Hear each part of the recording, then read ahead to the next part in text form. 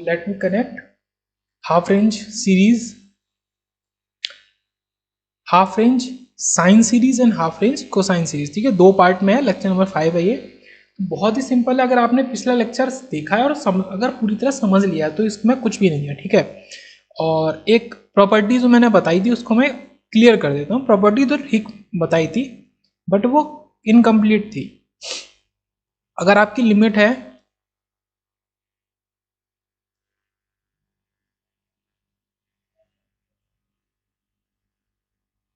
-L to L, तो ये आपका पूरा आपको पता है 2L के इक्वल है पीरियड। अगर आपको उसको हाफ रेंज में करना, अच्छा ये प्रॉपर्टी यहाँ बहुत अच्छे से रिलेट होती है और इसी प्रॉपर्टी पे बेस है आपकी ये सीरीज हाफ रेंज की। ठीक है, वैसे तो हम देख चुके हैं पीछे जहाँ पे हमने लिमिट को छोटा किया था और 2 मल्टीप्लाई किया था। अगर आप 2 मल्टीप्लाई कर देते हैं तो आप इसकी लिमिट को हाफ कर सकते हैं। ये आपकी लिमिट 0 से L, तो ये आपकी लिमिट हाफ करी तो आपने 2 मल्टीप्लाई किया। याद करेंगे, लिमिट हाफ करेंगे 2 को मल्टीप्लाई करेंगे। ठीक है, लिमिट को मतलब 1/2 से कर रहे हैं और जो लेंथ है 2L को आपने 1/2 किया। ठीक है, 1/2 तो आपका L आया और आपने 2 यहाँ कर दिया। ठीक है, ये चीज तो fx dx। आप कहेंगे कि इसमें दिक्कत क्या है, ये इनकम्प्लीट क्यों थी? इनकम्प्लीट इसलिए थी कि ये 2 पार्ट में होती है। ये सिर्फ और सिर्फ इवन फंक्शन पे अप्लाई होता है। अगर आपका फंक्शन ऑड है, कोई भी ऑड फंक्शन, मैं इसलिए इसको और आराम से तेज से बोल रहा हूँ, कोई भी ऑड फंक्शन अगर आपको लाइक ऐसा गिवन है 1/2 से 1/2 odd function sine x dx, sine x odd function होता है। अगर आपको इसका इंटीग्रेशन निकालना है तो आप क्या निकालेंगे? वो होगा 0, एकदम आराम से 0। तो वही चीज थी, अगर ऑड फंक्शन आपका प्रेजेंट है तो ये लिमिट आपकी हो जाएगी 0। तो ये कंप्लीट प्रॉपर्टी है। -L से L fx dx is equal to 2 times 0 से L fx dx if fx is even and if fx is odd then 0।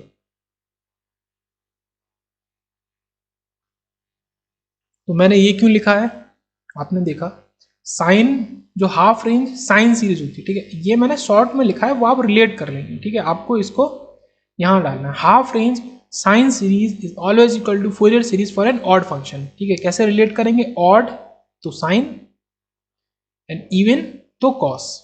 तो जो हाफ रेंज कोसाइन सीरीज होती है, तो वो जो सीरीज आपने इवन में पीछे देखी थी उसको मैं भी दोबारा लिख भी देता हूं यहाँ पे, तो वो सीरीज है। अगर मैं इसको दोबारा लिखूं तो आप अगर लिखें हाफ रेंज साइन सीरीज, अच्छा इसको डिटेल में समझने के लिए आपको पिछला लेक्चर पूरा देखना पड़ेगा, उसमें अच्छे से समझा है। तो वो सीरीज होगी आपकी fx is equal to summation, क्योंकि साइन के टर्म्स है ओनली, तो n इज इक्वल टू 1 से लेके infinite and bn sine of n pi x upon l। तो यह आपकी हाफ रेंज साइन सीरीज है। यही सीरीज आपकी किसकी थी? Fourier series for an odd function. ठीक है, एग्जैक्टली सेम। तो वेयर bn, तो आपका bn क्या होगा? 2/L 0 से L fx sine pi x n pi x by L dx। ये आपने देखा था। एक एक चीज क्रिस्टल क्लियर है। अब मैं लिखता हूं half range cosine series fx is equal to a0 plus summation n is equal to 1 से infinite an cos n pi x upon l। ठीक है, अगर मुझे लग रहा है आपने मेरे शुरू से सारे लेक्चर्स देखे फोरियर सीरीज के, तो अभी तक तो आपको ये सारी चीजें याद भी हो गई होंगी। तो अब बात करते हैं, आपको कोफिशिएंट्स भी लिखने पड़ेंगे a0 एंड an। तो a0 आपका 1/L 0 से L fx dx। बिकॉज यहाँ पे 2 नीचे मौजूद होता था, हमें 2 से मल्टीप्लाई करना है क्योंकि लिमिट को हमने हाफ किया है, इसीलिए इसका नाम भी हाफ रेंज सीरीज है। हमने लिमिट को तो पहले हाफ कर दिया था इस वाले केस में। अगर आप लिमिट को हाफ करते हैं तो इसीलिए हम इसको हाफ रेंज सीरीज बोलते हैं, क्योंकि इसका मतलब है half range sine series of F x, इसका मतलब है इन द रेंज, कौन सी रेंज में, 0 से L। ये सबसे इंपॉर्टेंट चीज है, इन द रेंज 0 से L इज।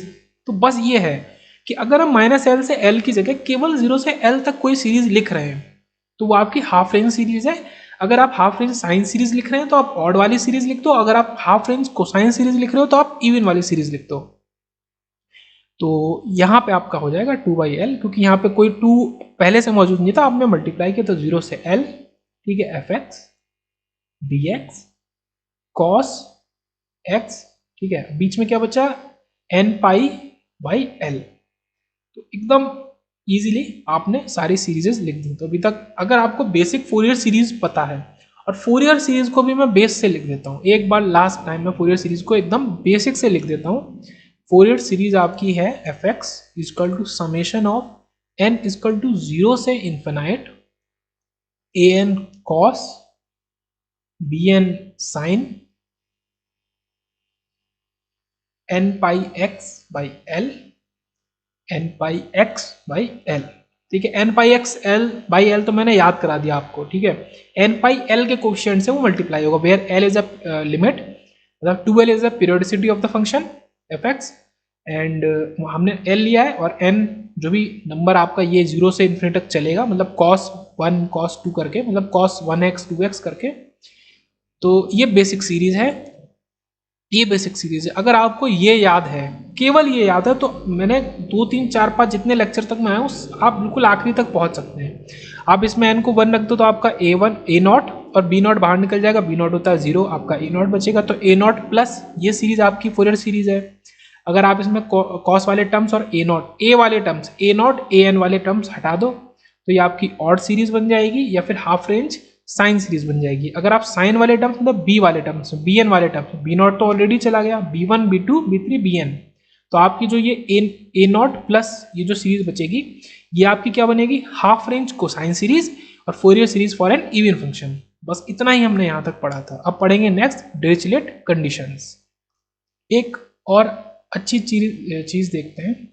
आपने जो प्रॉपर्टी लिखी थी -L से L fx dx,